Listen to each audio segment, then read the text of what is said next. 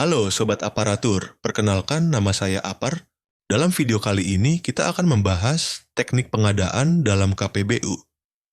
Kerjasama pemerintah dengan badan usaha atau KPBU adalah skema penyediaan infrastruktur yang melibatkan peran swasta.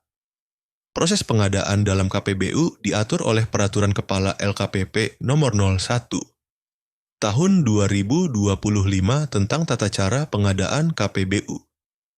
Teknik pengadaan dalam KPBU dirancang untuk memastikan proses pemilihan mitra dilakukan secara transparan, kompetitif, dan memberikan manfaat optimal bagi masyarakat. Mari kita bahas tahapan utama dalam pengadaan KPBU. Tahap pertama adalah perencanaan. Pada tahap ini, penanggung jawab proyek kerjasama atau PJPK menyusun rencana kebutuhan infrastruktur.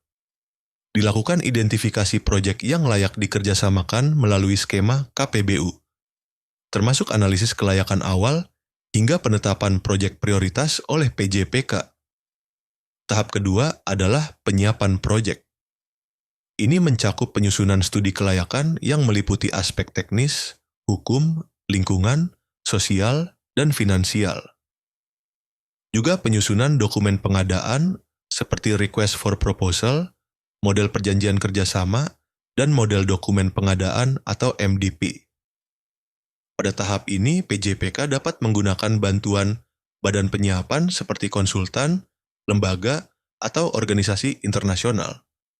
Tahap ketiga adalah transaksi, yaitu tahap inti pengadaan KPBU. Prosesnya dimulai dari pengumuman dan pendaftaran, kemudian prakualifikasi atau kualifikasi, untuk mengevaluasi administrasi, teknis, dan keuangan calon peserta. Hasilnya adalah penetapan daftar pendek peserta yang lolos. Selanjutnya, peserta yang lolos menyampaikan dokumen penawaran yang mencakup dokumen administrasi, teknis, dan finansial sesuai persyaratan. Dokumen penawaran ini kemudian dievaluasi secara transparan, akuntabel, dan objektif untuk menilai aspek kelayakan teknis, inovasi, kemampuan finansial, serta kesesuaian dengan kebutuhan proyek. Setelah itu, PJPK menetapkan pemenang pengadaan serta pemenang cadangan untuk mengantisipasi jika pemenang utama gagal memenuhi kewajiban. Tahap keempat adalah pemenuhan pembiayaan atau financial close.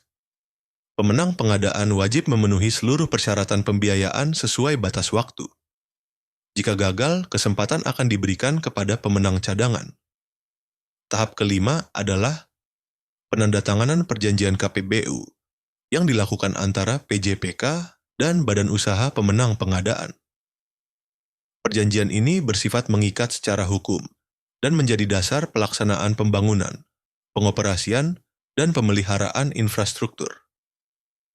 Tahap keenam adalah pelaksanaan kerjasama.